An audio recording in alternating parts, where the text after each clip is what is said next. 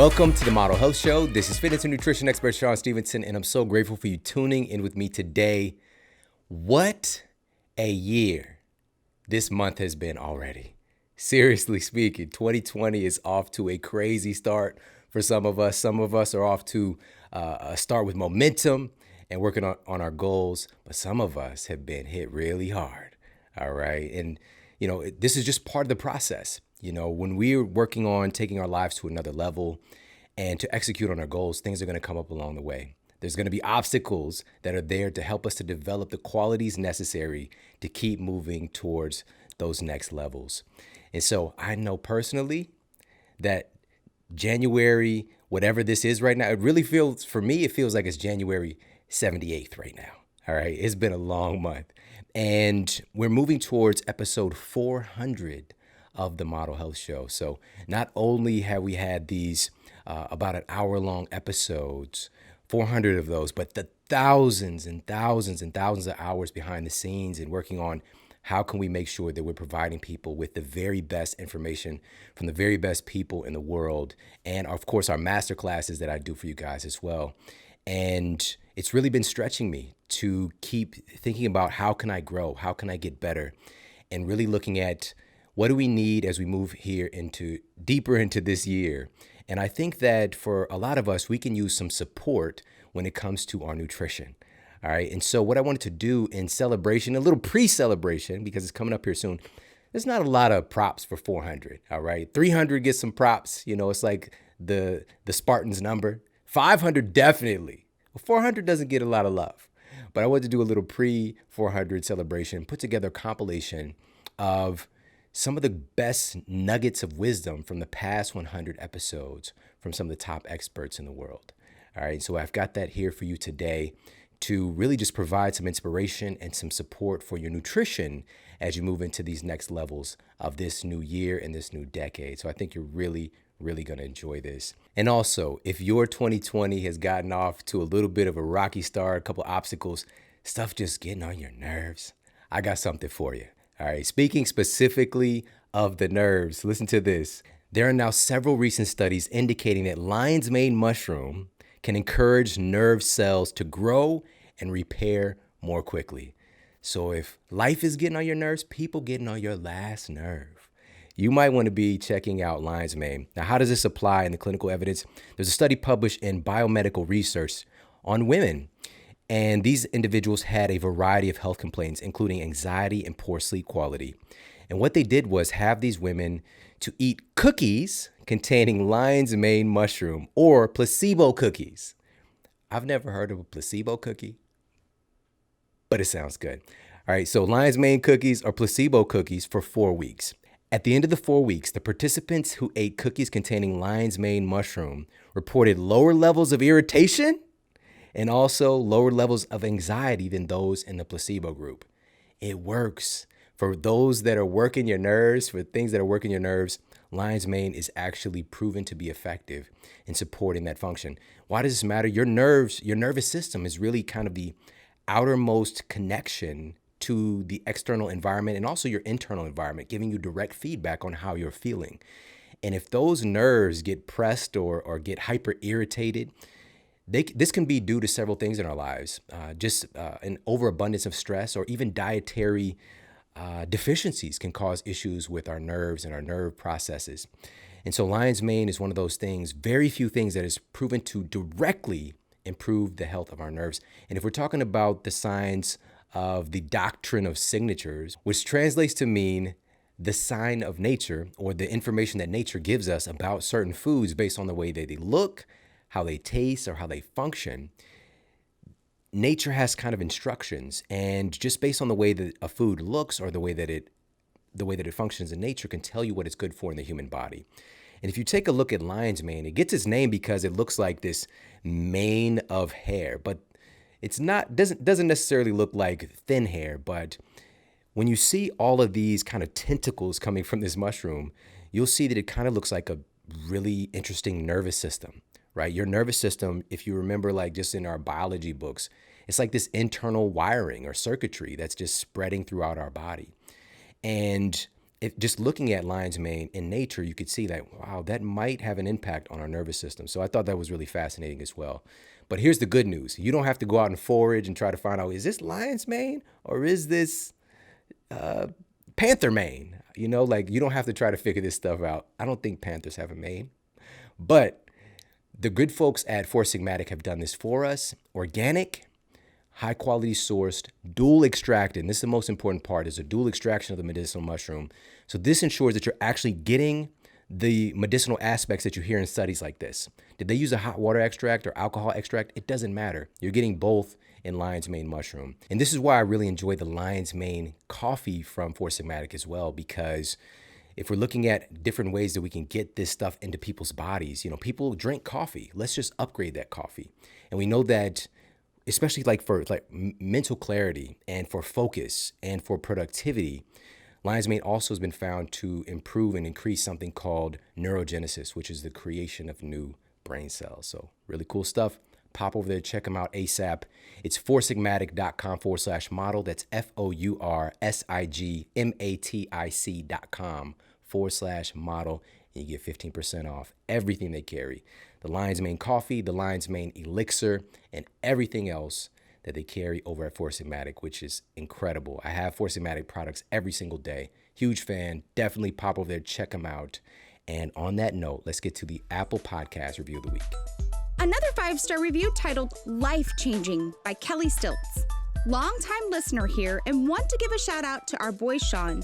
I just listened to episode 388, Positive Psychology. Mind blown. Listening to Shawn is something that brings me joy. I laughed out loud several times. His combination of personal stories and science is just one thing that sets him apart. His mixture of guest and individual shows is another. Thank you, Shawn, for inspiring us as individuals and inspiring us to spread health, happiness, and positivity to others as well. What a way to ring in the new year. Cheers. Awesome. Thank you so very much for leaving me that review over on Apple Podcasts. I really, really, really appreciate that. And thank you so much for that acknowledgement. And listen, if you've yet to do so, please pop over to Apple Podcasts, leave a review for the show. And again, I appreciate it so very much. And on that note, let's get to our topic of the day. On this episode, we're doing a compilation of some of the best nutrition advice from the past 100 shows here on the Model Health Show. And I really love these episodes because we get these really great nuggets of wisdom that we can take and execute on. You know, just very digestible, very punchy, very value-packed insights from some of the top experts in the world. And these nuggets, a lot of good stuff comes in nugget form. You know, it's chicken nuggets, gold nuggets. It's better than chicken nuggets. Denver nuggets. Shout out to Denver. But getting these really value-packed nuggets of wisdom is just one of those ways that I want to continue to add value to your life and to make sure that you are well equipped to absolutely crush it this year and far beyond. And to kick things off, I've got a clip for you from Dr. Jade Teta. This is one of my all-time favorite episodes. And in this clip, he's talking specifically about how your body learns to burn what you give it. Your body learns to burn the various macronutrient fuels that you provide it with. So let's jump into this clip from the amazing Dr. Jade Teta. Look, our metabolism is exposed to lots of different things, and it likes to have a clear path. It's kind of adaptive and reactive. So, you drove across, from the valley over here, right? And you were using Waze. And Waze was essentially saying, because you were telling me, I got Waze, the Waze app gets me where I want to go. Well, your metabolism likes to adjust and adapt that way, right? So it says, there's an angle I can go. There's an angle I can go. Oh, Shawn's feeding me this. I'll use that fuel. Oh, Shawn's eating this way. Jade's doing or working out this way. I'll adjust to that. That's how our metabolism likes to function. Now, when we start feeding it the same things every single day and doing the same behaviors every single day, day after day, week after week, month after month, year after year, we start to create problems in our metabolism, especially if we're doing the standard American overeating. Yeah. And so this happens, you can kind of think about this, imagine all these fuel sources coming into your system. You got carbohydrate from, let's say you eat a pizza or something like that. You got fat. You got carbohydrate. You got adjuvants, these sort of irritants to the gut lining in tomato. You got gluten if you're sensitive to that as well. And your mitochondria and your gut has to handle all of this stuff and all of this information. And you essentially begin to create what I like to call metabolic smoke, so to speak, in these mitochondria, these little energy factories in your cell that then begin to damage their selves. And so what ends up happening is, if you can imagine, it's just like if you're driving down the highway and you're constantly slamming on your brakes, right? Or you're in park and you're revving your engine in idle all the time. You may not necessarily be moving, but you're doing damage to that system. And that's what all this stuff is essentially doing to our metabolism. And the gridlock sort of way of thinking about this is literally when we are on a diet, let's say, or we try to do something. When we first go on a diet, it works, right? I remember the first time I did it was like 19 years old. I was like, hey, I want to do a bodybuilding show. I got super lean, super fast. But what happens is when I repeat that again and again, I end up getting less of a response. So it's not just the overeating aspect, but it's also, and this is the part, it's also the undereating and overstressing aspect. Either one of those extremes causes this kind of metabolic gridlock. And so we have to be very aware. And the end sort of thing to this for me, Shawn, just to kind of drive it home for people, the one message is that we have to be flexible with our metabolism because it is an adaptive, reactive system. And so we cannot keep doing the same thing over and over again, either on the one side where we're overeating constantly or on the other side where we're undereating and over-exercising constantly, if that makes sense. Yeah, absolutely, man. Guys, so you already see why I love having you on here, man, talking to you. It just makes so much sense. But also, so with that metabolic flexibility, just to kind of dig in a little bit deeper, this is also considering the fact that your body can use a lot of different types of fuel source, right? So, but we commonly just think of those main three macronutrients. But there's more, right? Alcohol is one, for example. It's all these things go down to a sort of a common endpoint, right? So it's sort of like when you dump these, if you dump carbs into your system, fat into your system, alcohol into your system, they all come to acetyl-CoA. And then the amount of that acetyl-CoA is a signal to your metabolism. I've got enough fuel or not. And so to make this simple with alcohol, let's say, it's not that it is it's not a fat storing sort of macronutrient, so to speak, and it's not technically a macronutrient, but it is a fat inhibiting. It inhibits fat burning because when you drink alcohol, you basically have a very quick sort of breakdown to acetyl-CoA, and the body sees that and goes, I don't need to burn sugar. I don't need to burn fat. I've got plenty from alcohol, and it will use that source of energy. And that's the first thing to understand about metabolic flexibility. What you give your body, it will learn to burn. So if you're eating mostly carbohydrates, it revs up all those enzyme systems to burn carbohydrates. You become a sugar burner as a result.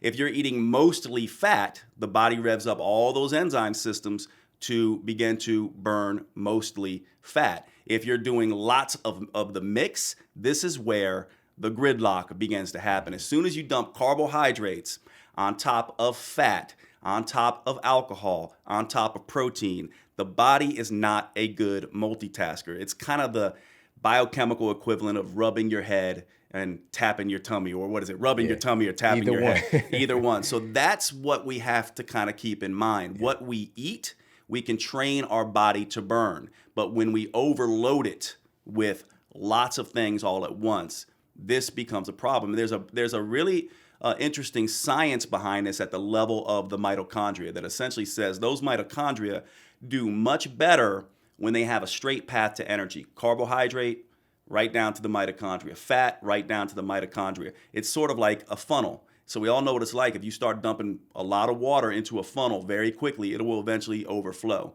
And so this is where some of the new stuff about maybe some intermittent fasting or small frequent meals, both work, by the way, but this large frequent meal mentality or one continuous meal mentality that we currently have going on with a lot of people is the major problem. And just real quick, so everyone sort of knows, carbohydrate for the body, it's kind of like jet fuel. It's very quick energy. It likes to use that Like if you and I hit the gym together and we do some high intensity or interval training or CrossFit, it's going to grab that energy system.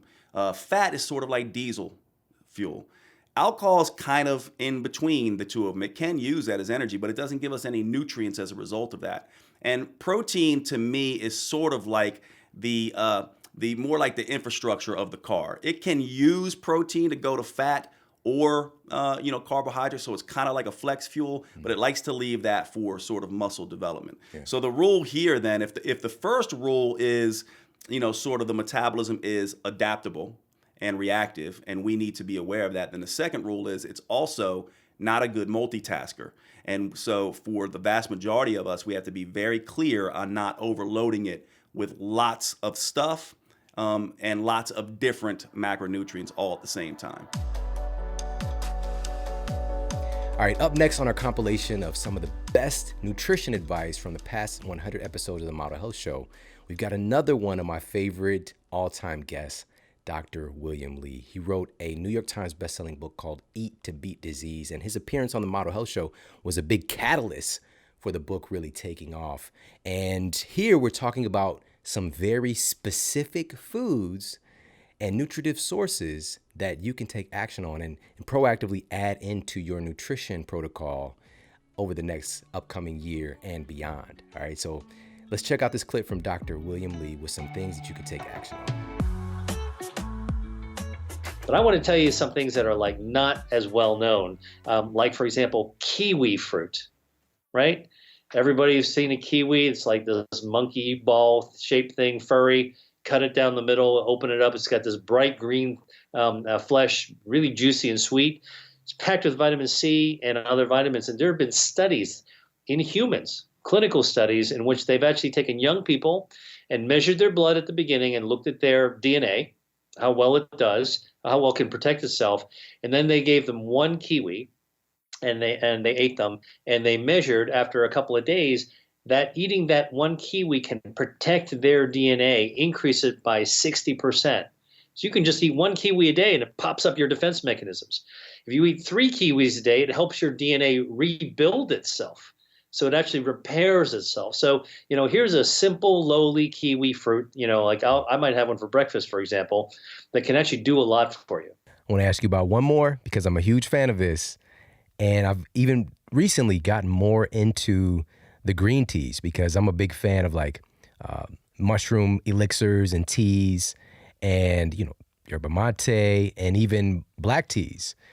But I've been getting more into the matcha lately. I've been really digging that. And so one of the things you talk about is ECGC being one of those really powerful nutrients that we find in sources like green tea.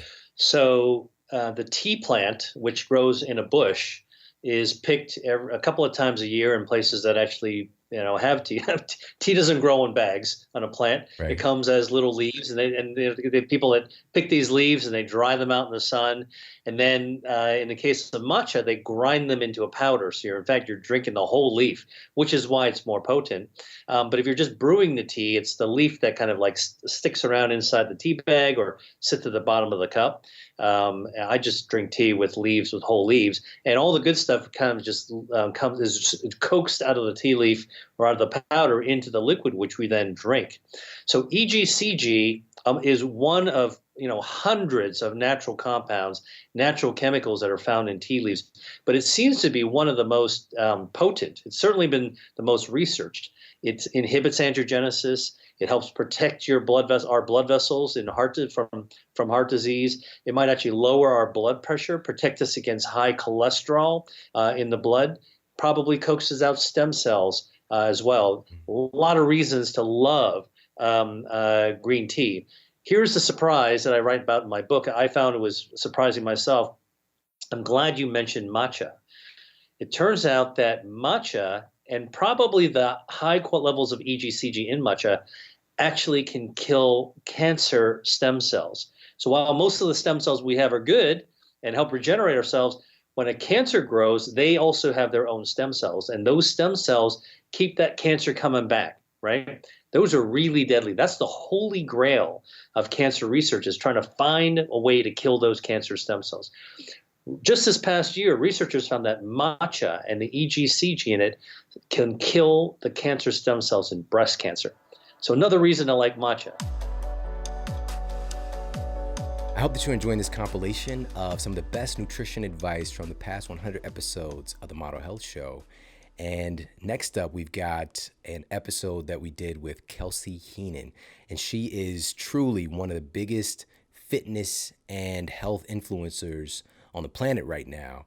And she's working with all these incredible organizations, and she's really bringing an important message and talking about our relationship with food.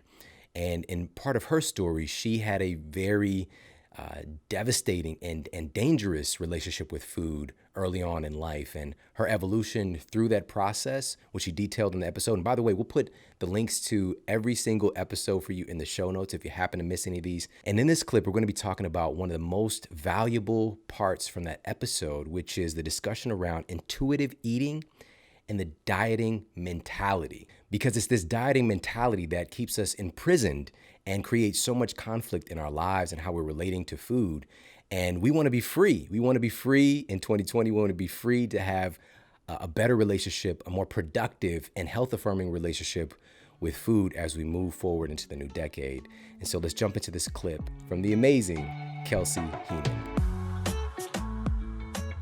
So intuitive eating basically is learning how to honor hunger and fullness and having the absence of dieting rules. So there are lots of different ways that people put this into practice, and there really are some different phases. So for me, going through, a history of disordered eating, there was a really long phase where I was not worrying about nutrients whatsoever because mentally I needed to get over having all of those rules in place. And that was a really important process for my healing.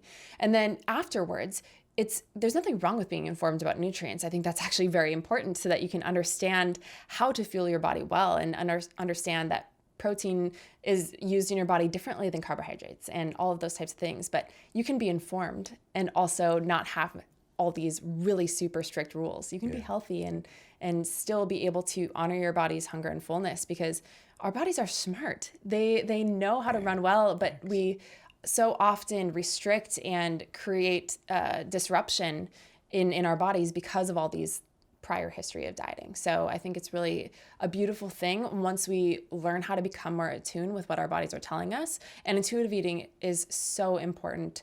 And I think that it can be learned, but it's the kind of thing, we're born knowing how to do this, but we don't trust it. And then we go through all of these different things. And so people think often, if I eat intuitively, I'm just going to eat pizza all the time, or I'm just going to eat cookies all the time. And it's, if you did that, you would realize that you don't really feel that good when you do that. And so that's where you can be mindful and also honor your body at the same time. Yeah. That was a tough word for me early on. Yeah. Being a very just analytical person, science-minded person.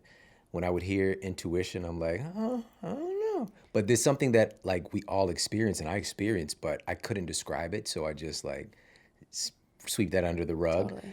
But for me, I feel like the best definition of intuition is advanced pattern recognition. And just being able to recognize the patterns and paying attention to your internal conversations, internal feelings, and you could see the patterns oh, this feels good. That doesn't feel good. This is attractive. This isn't attractive, whatever the case might be. But with intuitive eating, you're also opening it up to experience all of it, and that's so freeing because it's breaking away from what you also talk about, which is the dieting mentality. So what is that? Dieting mentality, that's a great question because so many people live in this every single day, no matter what way of eating. If you experience fear and anxiety and guilt and stress around eating, you're probably experiencing some sort of element of dieting mentality where you're having strict rules and regulations about the types of foods that you eat and what you don't eat. And there's often a morality tied to it. So I am good or I am bad if I eat or don't eat this food. So this food is off limits or this food is allowed. And it just is this whole this or that right or wrong. And it becomes something that can be really detrimental to people because it's one thing to, again, be informed about nutrients, but if something is working for you physically, but your mindset is a mess and you are so stressed all the time and feeling guilty and hating yourself, that's not really working for you. You need to have all of it working together.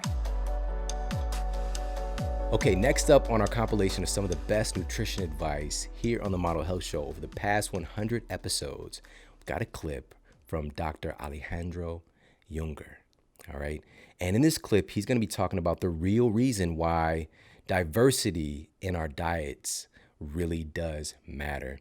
Now, if you close your eyes and listen to this, or actually, that's if you're watching on YouTube, but if you're listening already, you can imagine that Dr. Junger is Antonio Banderas. I'm just gonna say it, all right? Just go on this adventure with me and picture Antonio Banderas. It could be Zorro, could be Puss in Boots. He's got that vibe.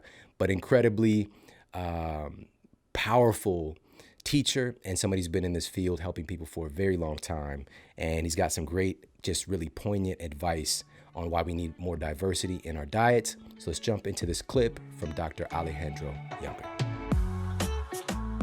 Really taking care of your intestinal flora, which is doing 50% of the detoxification work for you anyways, right? So how do you do that? By not eating the foods that will kill them, trying to avoid antibiotics when not necessary, trying to not eat processed foods that contain preservatives and conservatives and other chemicals. So eat whole foods as they come from nature, right?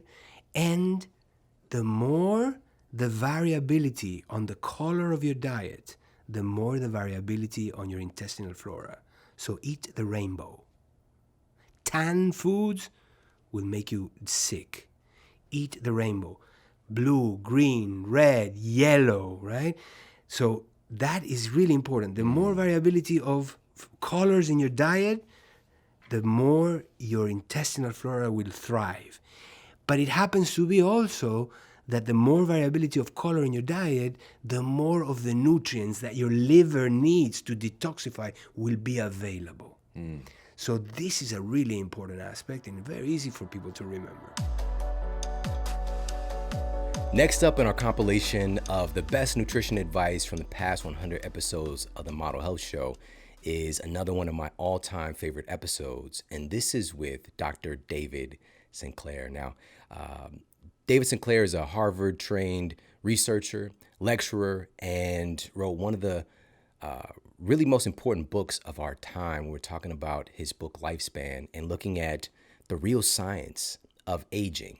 And again, definitely check out that episode if you happen to miss it. It's just loaded with nuggets of wisdom. And in this clip, we're going to be talking about the essential need to include more foods that are stressed, right? Foods that are themselves stressed. Now, you might be like, what does this actually mean? We'll dive into it. He'll talk a little bit more about it, but just taking a broad meta perspective on what this means. If you hear the statement, you are what you eat, we don't want to eat a lot of foods that have a tough time making it, that have a tough time growing. We want to eat foods that are more resilient, more foods that are not easily killed off. We want to eat foods that are more like, that are hard to kill, like that Steven Seagal movie, right? And I just happened to see a little clip of that the other day. And man, wow. Okay, going and watching it now with my updated knowledge and my updated eyes and just seeing him like this and doing his stick training, you know, and his running. Oh my goodness. It's a spectacle. It's a spectacle to see, but he is hard to kill. All right. So eat more Steven Seagal type foods or Uma Thurman type foods, Kill Bill, or Arnold Schwarzenegger type foods in basically every movie ever, including Jingle All the Way. All right. Even on that, he's hard to kill. All right. Going after trying to get his gift for his son. Was it Turbo Man? You know, he was going hard. All right. But actually, I think Sinbad's character in that movie is even harder to kill. I think he actually got blown up and still survived. But it's neither here nor there. We want to eat foods that are stressed, more resilient. They're not easily taken out. Add more of those type of foods in. And here's why. Let's jump into this conversation with Dr. David Sinclair. Eat foods that are stressed out, which is a weird concept, right? But we do it naturally. We drink, some of us drink red wine, which is a stressed grape before we pick it. We often eat colored foods. So spinach is a dark green food. There's blueberries, which are dark. The whiter ones are not as good. So why is that? Well, stressed food produces a lot of what we call xenohormetic molecules. And I'll explain what that means. It's a terrible word we coined, but xeno, X-E-N-O, means from other species. And hormesis is a very important word. You got to remember the word hormesis because every day you should think about it. Hormesis is what doesn't kill us, makes us live longer. And it's a term that means you've got to get your body out of its complacency. You've got to trigger those defenses, those longevity genes. So xenohormesis is you don't have to only run and eat well at the right times, but you can also get these molecules from the right animals and plants, but particularly plants that are stressed. Because when plants are stressed, they're making these molecules of health for their own benefit, right? They're trying to survive. They're turning on their longevity genes. We forget plants have longevity genes too. So a stressed plant will make these colored molecules to protect from UV and dehydration. When we eat them, they trigger our own body's defenses, and you can get the benefit. So that's nutrition, colored foods, stressed foods. Organic is stressed, right? You don't want the perfect lettuce that's been not put any stress. And we need to do more of that. We need to let our plants stress a little bit before we eat them. All right, I hope that you enjoyed that clip from Dr. David Sinclair. And if you're wondering, so what are some good examples of stress foods? Well, this would be foods that are growing wild, right? Wild foods, so wild foraged and wild caught foods, right? That are just out in the elements and the environment and being forced to adapt to conditions, and not these kind of monocrops that are constantly interacting and needing human assistance in order for them to thrive, right? So we want to eat more foods that are wild, foraged, wild caught, if at all possible, just proactively adding in more foods like that. And also specific foods like maca, right? So maca is in the same category of family as like cabbages and turnips. And it kind of looks more like a turnip.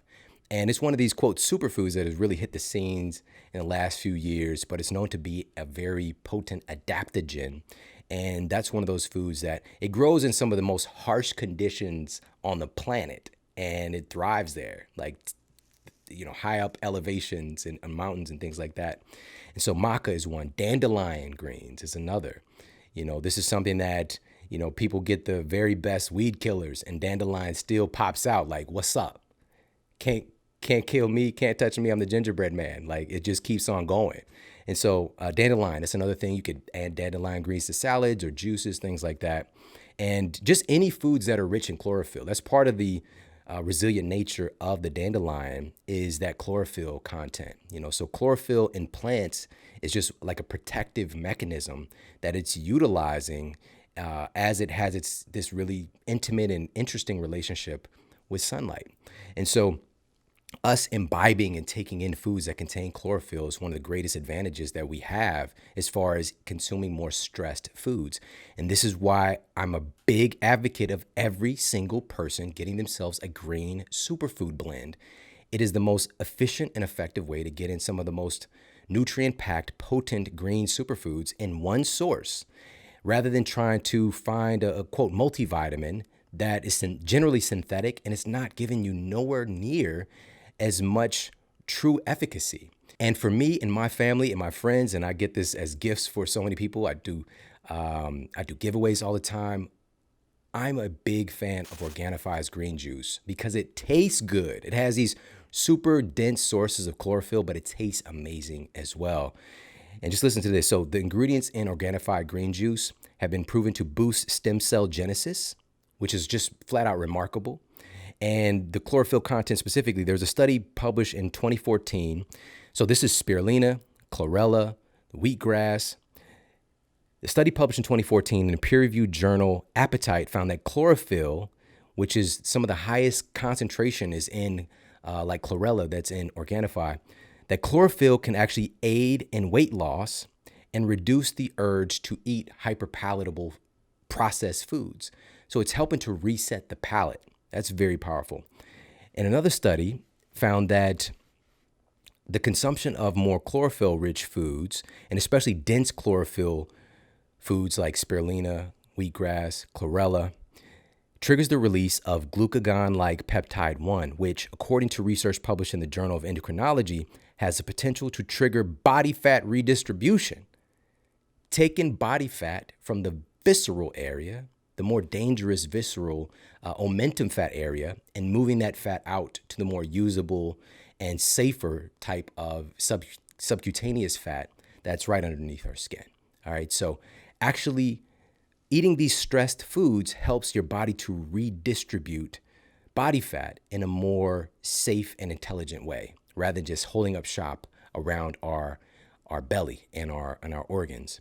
So if that's not enough, I don't know what to tell you. You've got to get yourself a green superfood blend. The very best one out there is Organifi Green Juice. Pop over there. You get 20% off using this link. Go to Organifi.com/model. That's Organifi.com/model. 20% off the green juice formula and every single thing that they carry. All right, so definitely get yourself a green superfood blend. And on that note, let's get to our next nugget of wisdom from this compilation of some of the best nutrition advice over the past 100 episodes of the Model Health Show. And next up, we've got Vani Hari, aka the Food Babe. All right. And Vani's just been a huge pioneer, and she is a major reason why huge multi-billion-dollar corporations like McDonald's and Kraft Foods has been taking out some of the most dangerous in clinical trials, proven to be dangerous ingredients that are banned in other countries. Vani's work has helped them to pull those ingredients out of their products. And she knows she's still got a lot of work to do, but just huge credit and gratitude to Vani. And so in this clip, she's going to be talking about 3 questions to ask yourself when deciding what foods to buy. So let's jump into this clip from Vani Hari. I think, eating is really simple. The only people that have made it complicated are really the food scientists that have created these products, right? Eating is really simple. And if you boil it down to these 3 questions every single time you go to eat something, you are going to set yourself up with success. And so the 3 questions are, number 1, what are the ingredients? And you need to ask yourself, and I go through this in detail in the book, but you need to ask yourself, what are the ingredients? What are the ingredients of what I'm eating? Do I know what's in this food? And you need to know what's in it, and you need to know what the ingredients are. And if you don't understand the ingredient and you don't know why it's there, you need to put it back down. And if you understand the ingredients of what you're eating, you're going to be doing really well. Secondly, you ask yourself, are these ingredients nutritious? Okay, yeah, I know that's sugar, but is that nutritious, right? Oh, I know that's canola oil over there, or I know that's, some other ingredient, a natural flavor, right? I know that's natural flavor. Okay, I kind of know what, I kind of know how it's created, but it sounds natural, right? But is that nutritious? Yeah. And if it's not nutritious, put it back down, right? And then you go and you take it a step further and you say, where is this food coming from? Where are the ingredients coming from? Are they coming from a farm, an organic farm that, removes all synthetic pesticides, that isn't produced with sewage sludge, that doesn't have GMOs, that, has, is grown to its best ability, or is it coming from a factory farm, and you need to ask yourself these questions. And that is how you get to the integrity of how to eat. And it sounds so simple when I break it down that way, but if you were to do that at every meal and just ask yourself those 3 questions and commit to doing that for a week, I guarantee you will learn so much, not only about what you're eating and your habits, but you'll start to make some changes. Next up in our nutrition compilation, we have a clip from Dr. Alan Christensen. And in the episode, he really broke down some of the really remarkable things about our liver and how our liver function relates to our diet and metabolism. And he's talking about a category that we don't really talk a lot about, and we have a lot of misconceptions about in regards to this particular nutritive factor in foods. And so I'm going to let him explain it to you a little bit more. So let's take a look at this clip from Dr. Alan Christensen. So you want to get adequate protein for liver function. You want to have some fuel, not none. Resistant starch is really helpful. I talked a bit about how the liver modulates what comes from the gut. And it turns out that the way liver makes bile is one of the biggest things that determines whether or not there's leaky gut. So we used to think that leaky gut hurt the liver. Now what we're seeing is the liver is one of the big causes of leaky gut. And when the flora give the liver the short chain fats that it needs, that's a big part of reversing it. So fiber. Well, so this is a funny thing. So resistant starch is a category, it's a type of fiber, and then the fiber itself is a category. So one of my projects is that I want fiber not to be a singular word anymore. It's got to be a plural word, it's a category. Like fat. Well, there's about 16 kinds of dietary fibers. And I love people to really have their body get healthy and get resilient and be able to eat a broad range of natural food categories. If you cover all the main food categories, you can get 16 types of fibers. If you're cutting out a lot of food categories, you cannot get more than a handful of fiber types. But yeah, so there's different types of fibers. Resistant starch is under that umbrella. It's straddled between fiber and carbohydrate. So fiber is non-caloric and not useful for fuel directly. Resistant starch is, but by half. So it's half the caloric load of carbohydrate, but it feeds the flora, and it comes into the bloodstream from the colon versus the small intestine. So there's no insulin signaling or no glucose regulation. Resistant starch. Yeah. That's so fascinating. All right, that clip from Dr. Alan Christensen provided this insight about this part of the category of fibers, and this one is resistant starches, and how important they are for liver function and the health of your microbiome.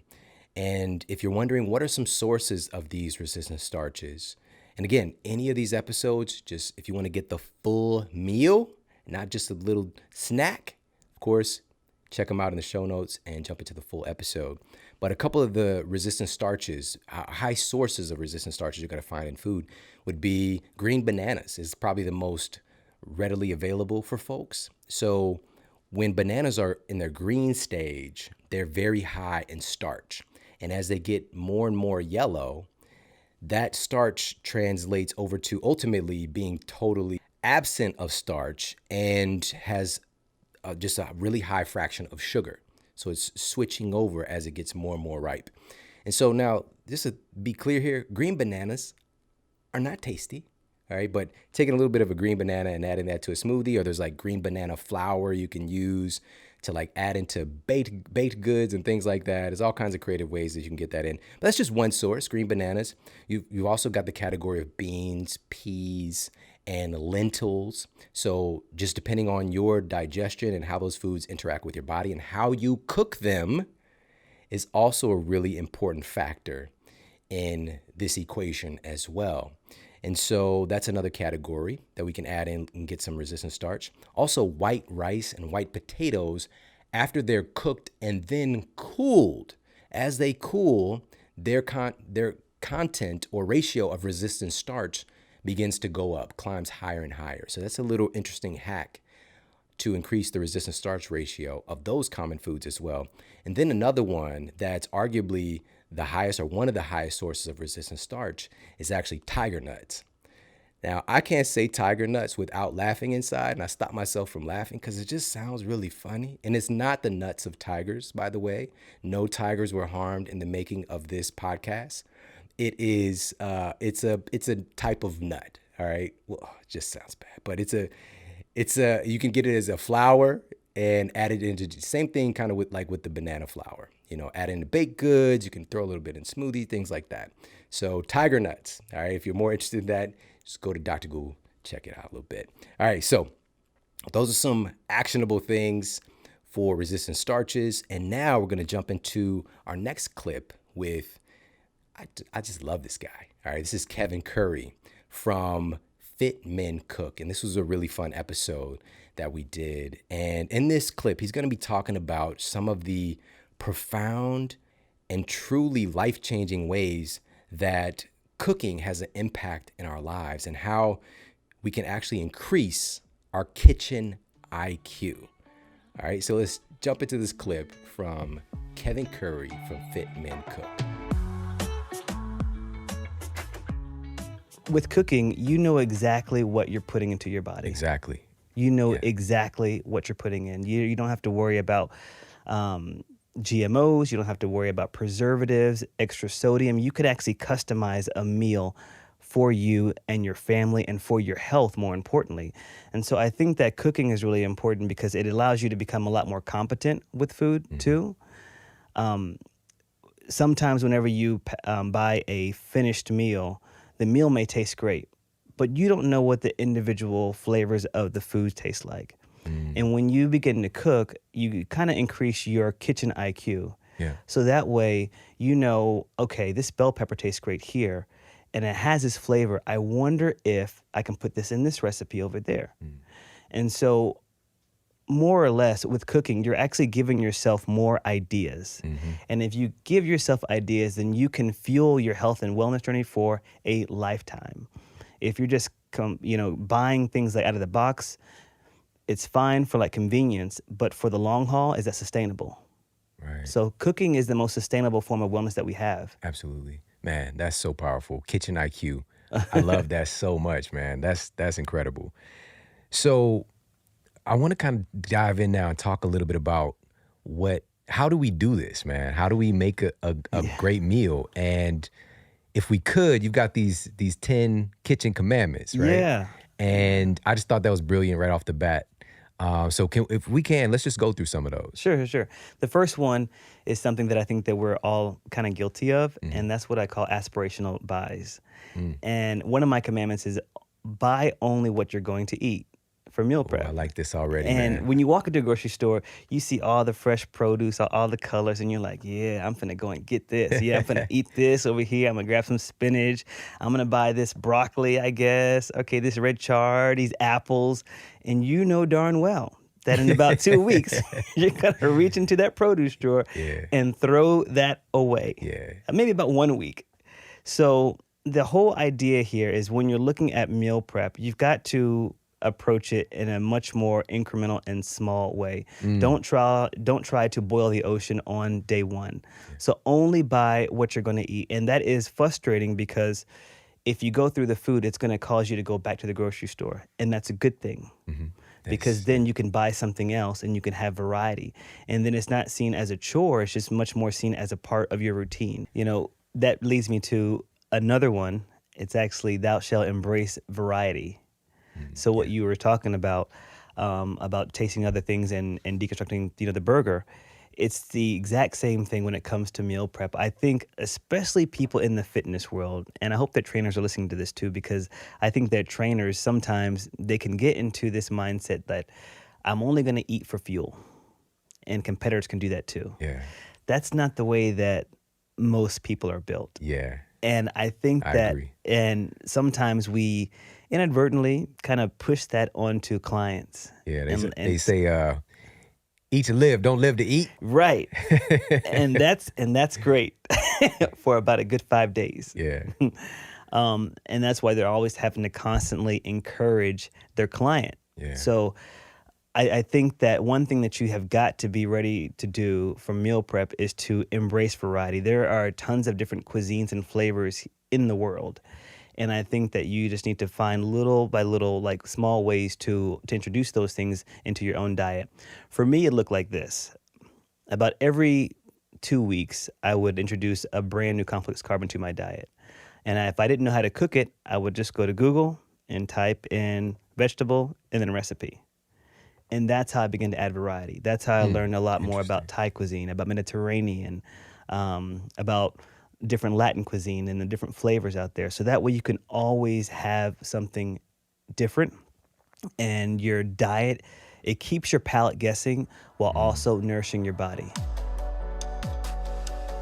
All right, we're at our final clip in this compilation of some of the best nutrition advice from the past 100 episodes of the Model Health Show. And this personally for me was one of the most eye-opening interviews and books and researchers. And it's Mark Schatzker, and he is the author of the book, The Dorito Effect. And in this clip, he's gonna be sharing with you the rules of flavor and how it's an important and informative guiding force in all of our lives. Flavor matters. And you're gonna find out why in this clip from the amazing, incredible Mark Schatzker. The simple take-home message from all this is that the one thing, we all know this, but we all pretend it's not true. We are flavor-craving creatures. We love the taste of food. We love it at least 3 times a day. You're not going to get rid of that. Only the most strong-willed among us can deny themselves the pleasure of food. The rest of us are in its grip, and for a reason. Because this is the second rule. In nature, there is an intimate connection between flavor and nutrition. The flavors that we crave, the flavors that bring us delight, bring us more than delight. They bring us the nutrients that we need. We know that flavor can build food. You take something like a peach that can be incredibly delicious that isn't chock full of calories. You just couldn't eat a basket of peaches the way you could, like a whole, bucket of junk food. But we also know that with flavor technology, we slice this intimate relationship between flavor and nutrients right down the middle, and we're only left with the pleasure, none of the nutrition. So I want everyone to think about that. And then you think, well, what do we do to try and fix things? It's very simple. You avoid the stuff that's been engineered to be delicious. You do that by looking at the ingredient label, and if you see the words artificial flavors or natural flavors, you just need to know somebody in a lab sat there and tried to figure out how to make this as delicious as possible.